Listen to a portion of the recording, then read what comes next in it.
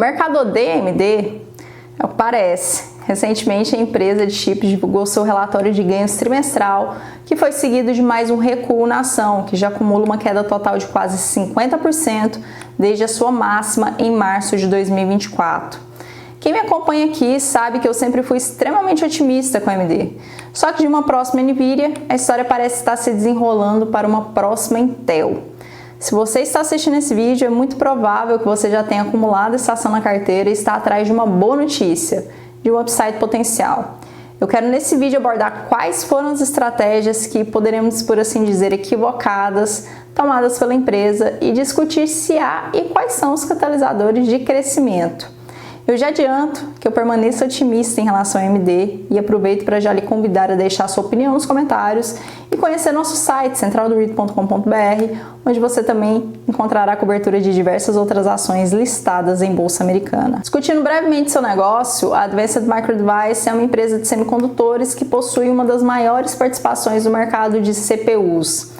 Antes da ascensão da inteligência artificial generativa, a AMD era conhecida como uma das principais empresas de semicondutores com participação de mercado dominante em jogos. A tabela em tela foi retirada da apresentação de investidores de 2021. No ano em questão, o negócio da empresa era dividido em duas unidades principais, computação e gráficos integrados, negócios esses que tinham uma participação, digamos que por assim, equivalentes. Já no ano seguinte, isso é, em 2022, a empresa passou a dividir seus negócios em 4 segmentos: data center, clientes, games integrados. Com o surgimento e crescimento de cargas de trabalho de inteligência artificial e inteligência artificial generativa, a AMD seguiu o fluxo e tornou-se uma empresa focada em produtos voltados para servidores e data centers. Enquanto em 2023 a receita de data center representou cerca de 29% da receita total da AMD, a participação em 2024 já contribuiu com 50% do total. Isso mostra um crescimento sólido da empresa, que foi considerada até 2024 como uma próxima Nvidia. Em tese, a AMD seria capaz de preencher uma lacuna de mercado com chips de qualidade similar, mas a preços menores. Isso certamente a colocaria bem posicionada para capturar a crescente demanda com inteligência artificial. Mas algo parece ter dado errado. A AMD continua crescendo e crescendo a sólidas taxas, mas o mercado não se vê mais impressionado, muito pelo contrário.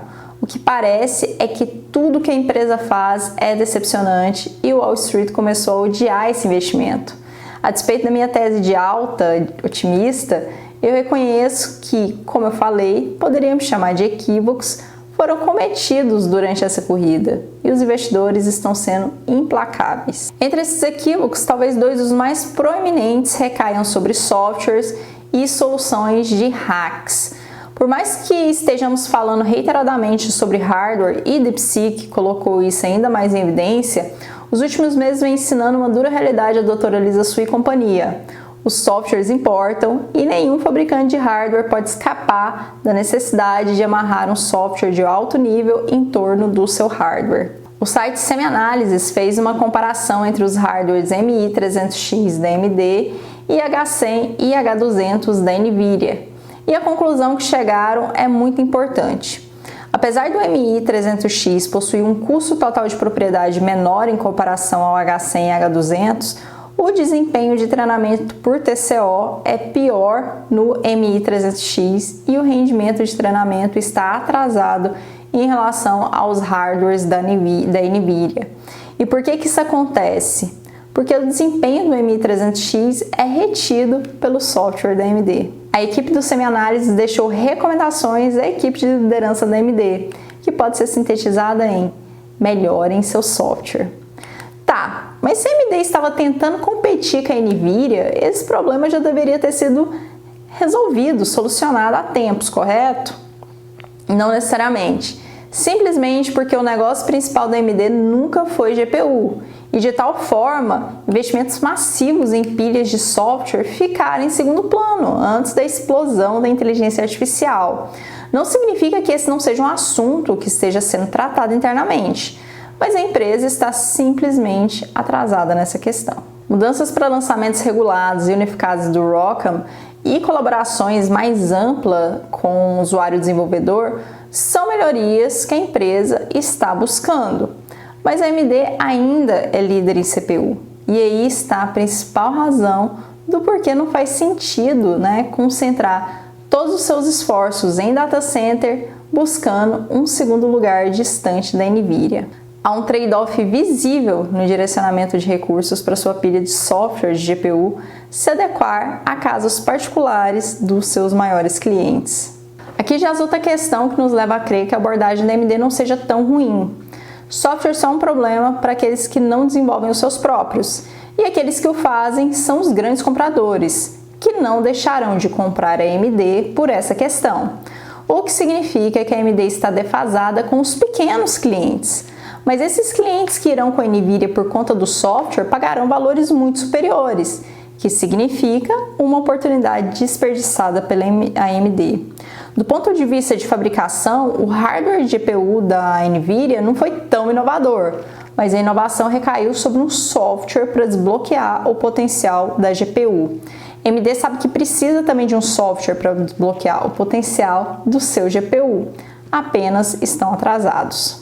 A par do software, outro fator que vem segurando o crescimento da AMD é o fato de que ela não oferece um rack de servidor completo e uma solução de rede como a NVIDIA faz.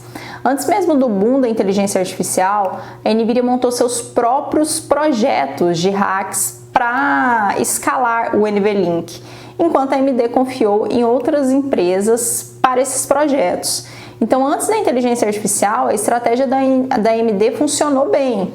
Mas quando a inteligência artificial decolou, a NVIDIA já tinha sistemas escaláveis totalmente integrados e fáceis de implantar, além de um excesso de suprimentos para vender. Mais uma vez, a AMD ficou para trás. Entretanto, ela comprou em 2024 a ZT Systems, que é uma espécie de mini supermicrocomputer, aquisição que deve ser finalizada ainda na primeira metade de 2025. Então, software e solução de rack completo são os dois grandes empecilhos para o crescimento da AMD. E como que isso vem impactando os seus resultados? No último trimestre de 2024, a AMD entregou uma receita recorde de 7,7 bilhões, que representou um crescimento de 24% comparado ao mesmo trimestre de 2023 e um crescimento de 12% sequencialmente. O mercado mais quente, o seu mercado mais quente, que é o de data center, também registrou receita recorde de 3,9 bilhões, que representa um crescimento de 69% ano. Operacionalmente falando, tanto a margem bruta quanto a operacional aumentaram 3% para 54% e 26% respectivamente. A AMD conseguiu fazer crescer a receita a uma taxa significativa de 24%, e o lucro em 43%, graças à sua alavancagem operacional. Esses não são números equivalentes ao que a NVIDIA vem entregando, mas não justifica a punição que as ações da AMD vêm sofrendo. A explicação não é só o atraso no desenvolvimento da empresa, visto lá pelo seu software e solução de hack, mas o mercado parece odiar a AMD. Isso porque, se tirarmos o termo inteligência artificial, a empresa vem crescendo a sólidas taxas, mas o sentimento em torno do nome é muito pobre.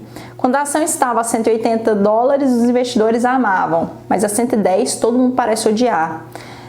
Os números, os lucros continuam subindo, as margens estão em expansão, mas os investidores continuam despejando suas ações no mercado.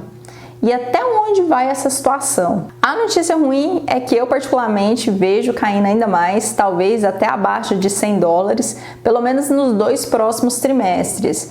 Mas a boa notícia é que a AMD tem um forte catalisador de crescimento para o segundo semestre de 2025.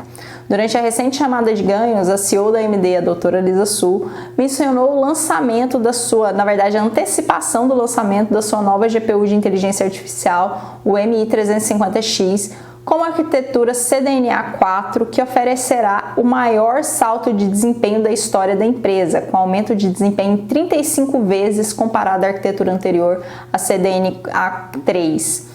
A preocupação não é a qualidade em si, porque já é esperado realmente esse nível de desempenho, mas a preocupação recai se a AMD terá uma rampa de fornecimento suficiente para atender os clientes para finalmente ver uma explosão de crescimento no seu negócio de inteligência artificial, que, claro, deverá agradar até os mais céticos do mercado. Eu reitero aqui a minha tese de alta da AMD. Hardware de excelente desempenho, solução de hack completo e um software avançado, tirando o máximo proveito do desempenho do seu hardware, e isso sem aprisioná-los como Jensen faz com o seu produto. A AMD está com a faca e o queijo na mão, só não pode perder a oportunidade que se apresenta.